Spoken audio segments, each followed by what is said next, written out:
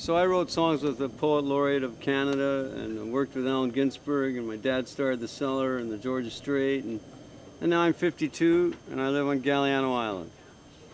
What the hell you want to know? I'd say like old style jazz and blues and R&B kind of stuff. I listen to a lot of bands out of Washington. Rock, metal, anything in that whole area. Yeah, I like folk and indie rock.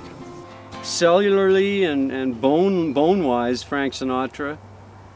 And then when I got conscious, it was the Beatles and Bob Dylan in that order.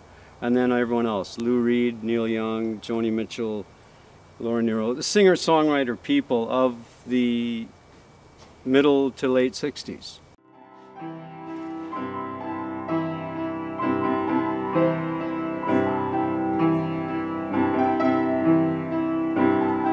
Yeah, I picked up an acoustic guitar, decided to do that, and My family always had music going when I was a kid. And played that, and then me and Emily played that together. That's sort of how it went. went from violin to guitar to drums when I was going through my dark 14-year-old stage. My musical background, born and raised playing air guitar, it was natural in me. But when I started writing, I was doing it because mainly I was like, my life was such a mess at the time, and it was just like, it was the easiest way for me to express what I was going through and to just process all of that. So I started singing a lot of Love Gone Wrong songs when I was raising little children and going through divorces and, you know, one divorce. I got in this accident February 9th and I was out of it, and now I'm just totally ecstatic about playing, and I'm getting gigs, and it's basically all I really want to do. And something changed, I don't know what it is, but something happened out of that accident. I remember one time I had my book open on top of the stroller, had this screaming, colicky infant strapped to me. I had headphones on and my music going so I could hear what I was doing, and writing a song when I was walking down the street with this screaming kid. And like, that was the only way. I had to be really creative about writing at that point. You're wasting time, you got your one face on while the other one looks on. It's giving me the evil eye. Stop wasting time looking at the fogged up glasses that you just cannot see through. You need to clear your point of view. Oh, yeah. You judge the way I'm walking, but you don't see me. You judge the way I'm talking, but do you know what I'm saying? You're picking out my flaws, but you don't pay attention to the beauty in me. All the lies that I say, all it makes it worthwhile to be with me. To the music in me, on my heart's fun, you see that it makes my eyes shine. Maybe reach out for me, keep coming through. when I first started learning how to play guitar, it was my dad. I used his acoustic guitar and he showed me how to play stuff, so that was inspiring. I do play guitar, and sometimes I look at the styles that they play and stuff like that to try and see if I can do something similar. I went to a Bob Dylan concert. It was summer of grade 9. And he played most of the time, which is a really beautiful song, and I'd actually never heard it until the concert. Like, it was something new that I heard live. And I thought, well, that's fantastic, I've got to play that. And so I came out of the Bob Dylan concert and I got my little starter acoustic guitar set and took some lessons to learn guitar chords. It turned out most of the time was a little hard, so I tried Blowing in the Wind instead. I always wanted to play guitar, so I was taking guitar lessons, but then I saw John Lennon on Ed Sullivan, the Beatles, and I realized I just wanted to play rhythm guitar and write songs.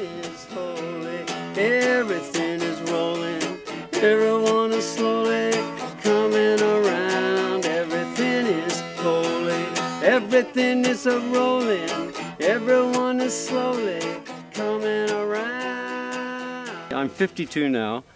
I've been through a serious car accident. I got a new CD out that we recorded 10 years ago that has like great musicians on it. Well, I think eventually what I'd like to do is have a studio in my garage It's going to cost a lot of money though, so it's not a big hurry.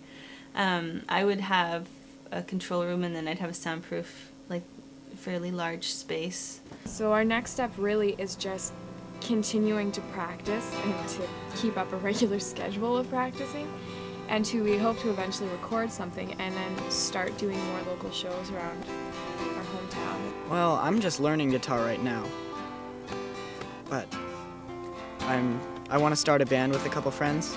I wouldn't think of giving my music to someone else to inspire them. I would think of still being inspired by something else that I've heard. Yeah, I guess I do hope that it inspires other people. But I'm not, like, really doing it just for that. I'm doing it more just to keep moving forward creatively. You know what I mean? This is the first song I wrote when I was 16 that I was very happy about. It's called Indian Summer.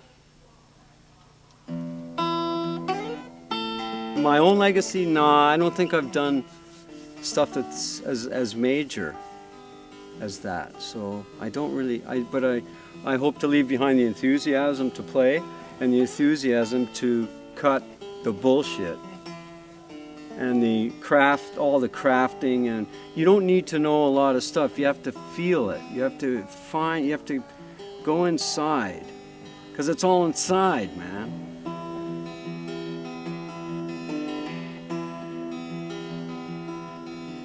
Thought I saw you walking on the street.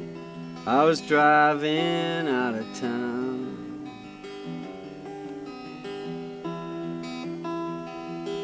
You recognized me, recognize your black shiny eyes, driving me out of your mind.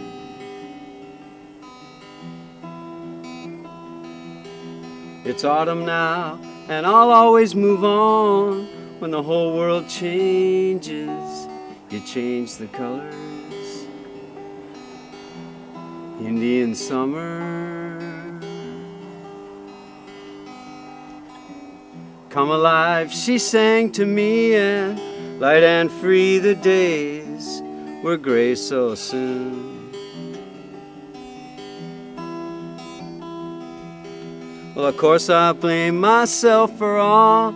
After all, I was too young to love you, or too old.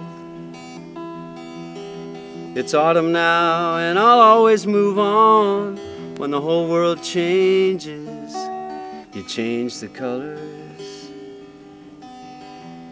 Indian summer,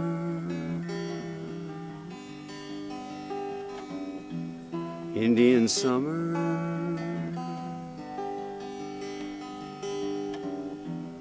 Indian summer.